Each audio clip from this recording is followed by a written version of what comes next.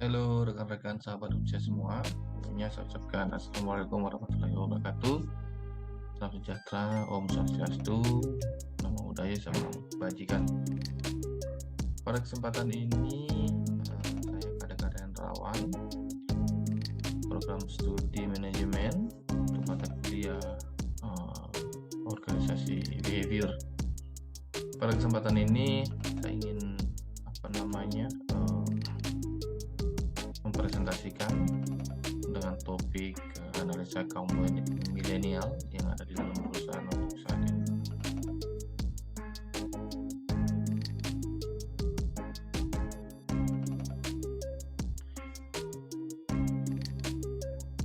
Yang pertama di sini ada outline dari pembahasan, yaitu ada definisi untuk organizational behavior.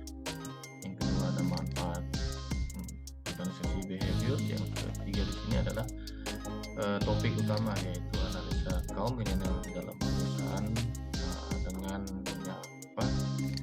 menggabungkan organization behavior. Nah, yang pertama kita bahas di sini apa sih sebenarnya definisi dari organisasi behavior. Untuk organisasi behavior itu sendiri adalah bagaimana individu dan kelompok berinteraksi dalam organisasi tertentu dan bagaimana cara interaksi ini mempengaruhi seberapa efektif organisasi menyelesaikan tugasnya atau mencapai tujuannya. Ya, nah itu sebagian kecil untuk definisi si organization behavior. Nah, yang selanjutnya untuk manfaat organisasi behavior itu sendiri adalah menurut Organ et al. Tahun 2006, keuntungan perilaku organisasi dibagi menjadi beberapa item di perusahaan ya. Yang pertama, tingkat produktivitas rekan kerja dan manajer akan lebih bagus, lebih baik jika organisasi behavior ini berjalan lebih baik atau role atau SOP-nya sudah sesuai. Yang kedua, melestarikan aset milik manajemen dan seluruh bisnis berfungsi sebagai alat yang berguna untuk mengkoordinasikan tugas tim kerja secara efisien. Yang ketiga, meningkatkan kapasitas organisasi untuk mempekerjakan dan mempertahankan para pemain berkaliber tinggi. Selanjutnya, manajemen lebih konsistensi kinerja dalam organisasi. Yang selanjutnya, membantu kapasitas organisasi untuk bertahan hidup dan adaptasi lingkungan. Selanjutnya ada tingkat kapasitas untuk adaptasi lingkungan. Jadi tingkat kapasitas kita ya dalam adaptasi lingkungan lebih cepat. Yang selanjutnya, meningkatkan modal sosial untuk meningkatkan efektivitas organisasi. Jadi menurut si Organ et al. Tahun 2006 ada 7 item yang setidaknya menjadi tolak ukur untuk manfaat organisasi behavior. Nah, kita kembali ke outline-nya. Nah, selanjutnya di sini topik kita adalah analisa kaum milenial dalam perusahaan. Jadi kita sedikit membahas nih atau research untuk kaum milenial di dalam suatu perusahaan. Nah, menurut research yang saya lakukan dari berbagai sumber, hanya 25% tenaga kerja milenial yang benar-benar terlibat dengan perusahaan tempat mereka bekerja. Nah, menurut buku riset si Dale Carnegie Indonesia, bahkan jajaran korporasi semakin didominasi oleh anggota usia milenial. Nah, ini sejalan dengan pensiunnya baby boomers dan kebangkitannya si generasi X. Ya. Disadari bahwa mayoritas angkatan kerja Indonesia pada akhirnya akan terdiri dari anggota generasi milenial, yaitu dari 160 juta pekerja, 62,5 juta atau lebih dari 40% adalah generasi milenial menurut data BPS tahun 2016. 2016. Nah, baby boomers yang hanya berjumlah 28,7 juta merupakan porsi populasi yang jauh lebih kecil daripada generasi X yang jumlahnya 69 juta.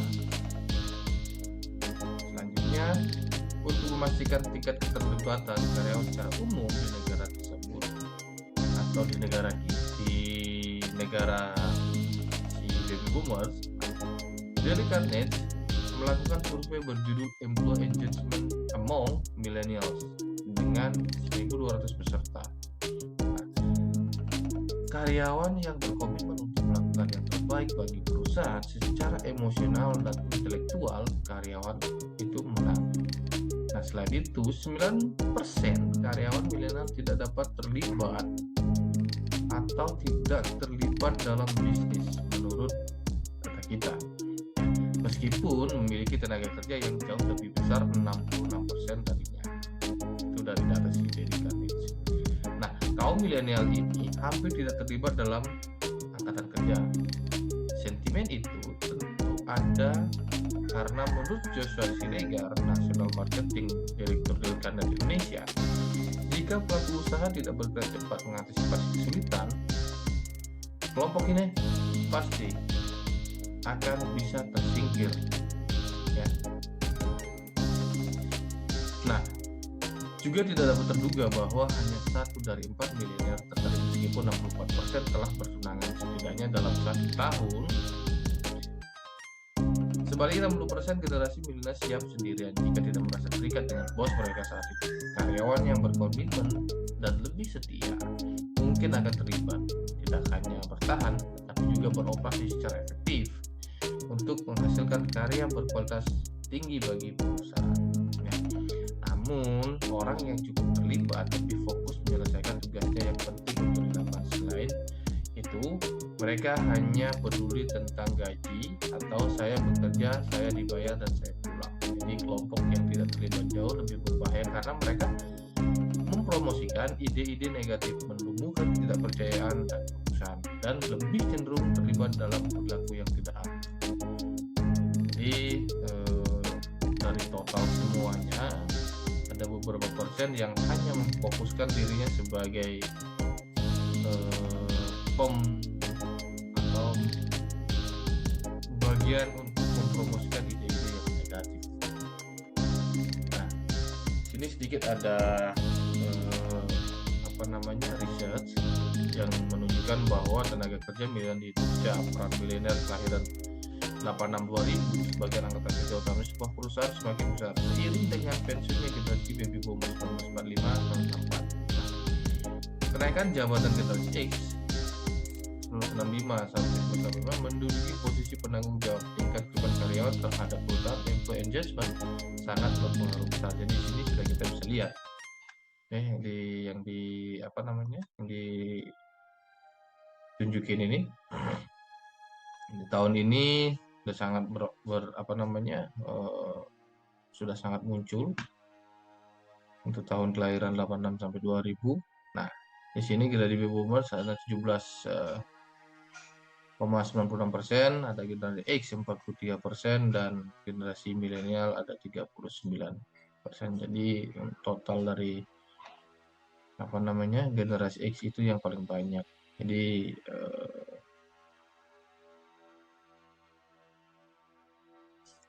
tingkat kerja atau tingkat kecenderungan dari si generasi X ini lebih banyak ketimbang generasi-generasi yang lainnya. Nah, 3 tingkat keterlibatan karyawan. Yang pertama di sini ada terlibat sepenuhnya, terlibat sebagian, dan menolak untuk terlibat. Jadi inilah yang banyak dihitungkan di suatu perusahaan, ya.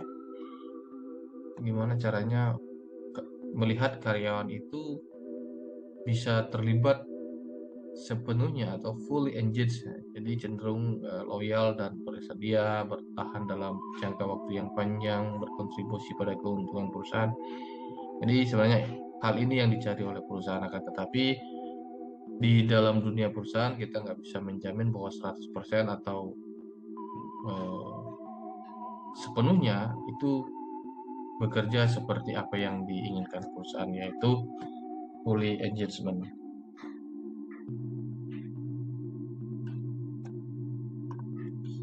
Nah,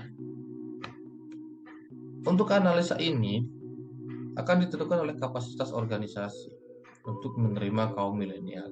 Kesinambungan bisnis dapat juga dibangun.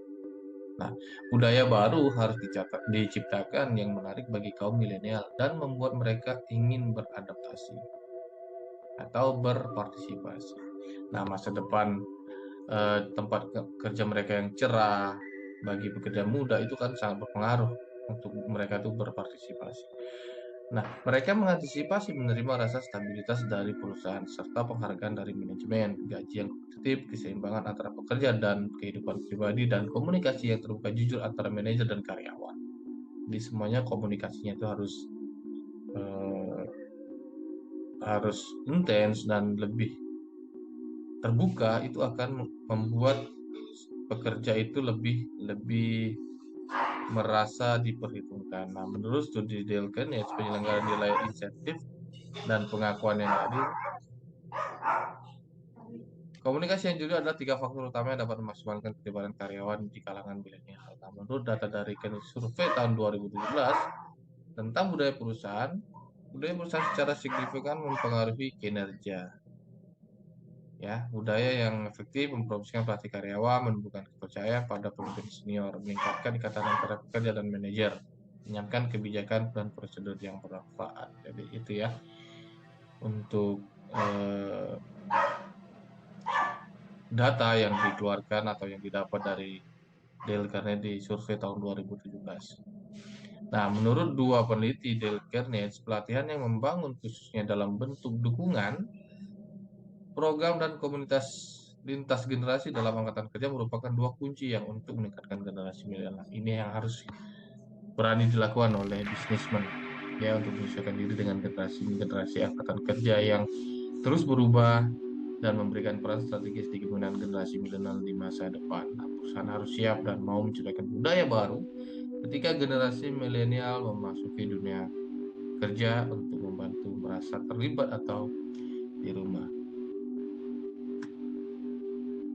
Nah, demikian presentasi atau sedikit gambaran research yang saya dapatkan dari beberapa eh, informasi bahwa keterkaitan